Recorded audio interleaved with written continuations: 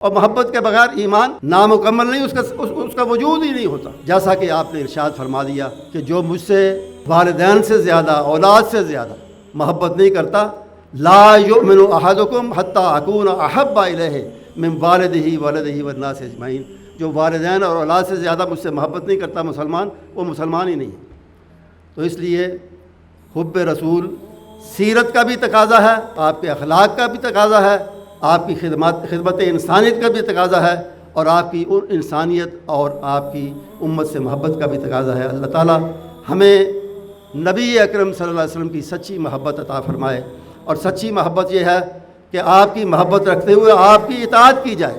محبت یہ نہیں کہ زبانی دعویٰ کیا جائے اور آپ کی اطاعت نہ کی جائے، یا آپ کے فرمان پر اور آپ کی سیرت پر عمل نہ کیا جائے۔